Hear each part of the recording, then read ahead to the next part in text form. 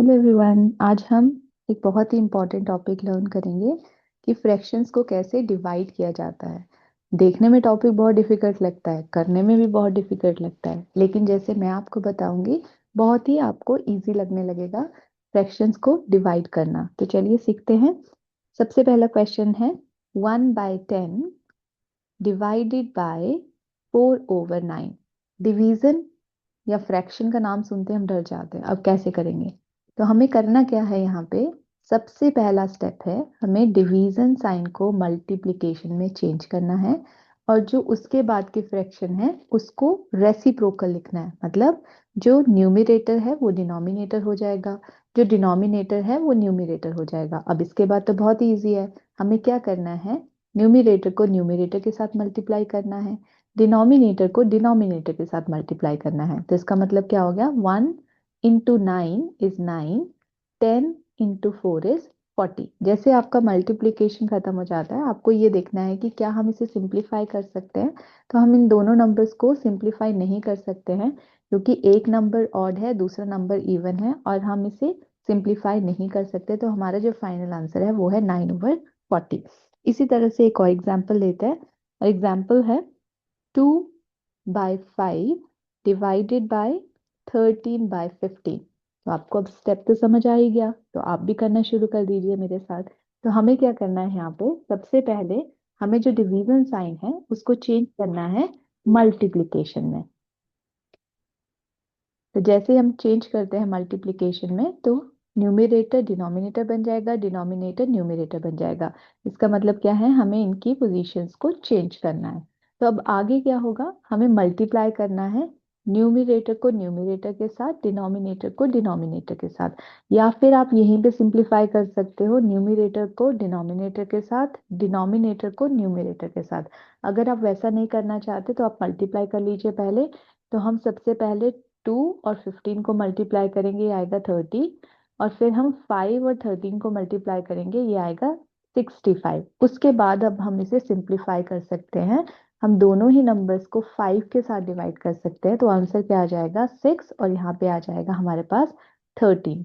और अगर आपको यही सेम आंसर एक और डिफरेंट वे में फाइंड आउट करना है, तो वो क्या है? हमें यहीं पे सिंप्लीफाई कर देना है इसको प्रीवियस स्टेप में। 5 1 जा 5, 5 3 जा 15। तो यहाँ पे क्या आ गया? 2 और 3। 2 और 3 को अगर आप मल्टीप्लाई करोगे तो क्या आएगा? 6।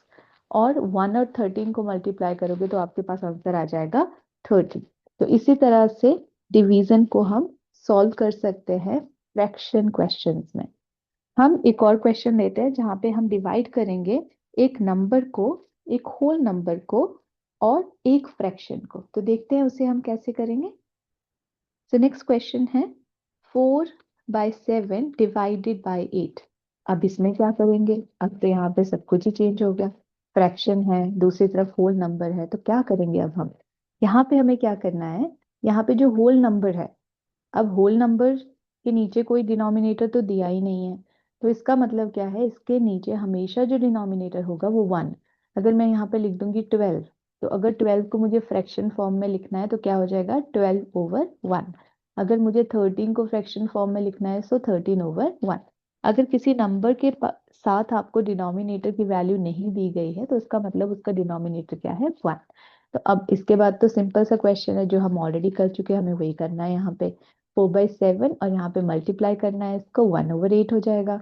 जैसे आप मल्टीप्लाई करोगे वैसे आपको नेक्स्ट रूल याद रखना है, न्यूमरेटर को न्यूमरेटर के साथ मल्टीप्लाई करना है, डिनोमिनेटर को डिनोमिनेटर के साथ मल्टीप्लाई करना है। तो 4 into 1 क्या हो जाएगा? 4। और यहाँ पे 7 into 8 क्या हो जाएगा? 56। अब हम इसे सिंप्लीफाई कर सकते हैं किस नंबर के साथ? 4 के साथ। तो यहाँ पे क्या आ जाएगा? 1, और यहाँ पे नीचे क्या आ जाएगा? 14। सेम थिंग हम इसको सिंप्लीफाई डायरेक्टली भी कर सकते हैं बिफोर मल्टीप्लीकेशन, जैसे कि 4 1 जा 4, 4 2 जा 8। तो 1 into 1 क्या हो जाएगा? 1। 7 into 2 क्या हो जाएगा? 14। तो आपके पास आंसर आना सेम ही है, लेकिन एक में आपको नंबर बिगर भी आ सकते हैं। फिर आपको सोचना पड़ेगा, अरे अब हम इसे किस नंबर के साथ सिंप्लीफाई करेंगे। और एक है आपके पास ऑलरेडी नंबर्स दिए हैं 4 और 8, टेबल सबको आते हैं 4 और 8। 4 के टेबल में 8 आता है, तो हम इसे सिंप्लीफाई कर सकते हैं, राइट। तो इस तरह से हम इसको डिवाइड करते हैं अगर आपके पास होल नंबर दिया गया है फ्रैक्शंस में। एक चीज का बहुत ज्यादा ध्यान रखना है, जब हम डिवाइड करते हैं, मल्टीप्लाई करते हैं फ्रैक्शंस को, उसको मिक्स नहीं करना है एडिशन और सब्ट्रैक्शन के साथ। तो आई होप आपको ये टॉपिक अच्छे से समझ आ गया होगा। मैंने डिस्क्रिप्शन बॉक्स में एक वर्कशीट जो है वो ऑलरेडी डाली है। आप उस वर्कशीट को ओपन करिए, प्रैक्टिस करिए, और मुझे कमेंट सेक्शन में जरूर लिखिए कि आपको ये टॉपिक अच्छे से समझ आ गया है। Thanks for watching.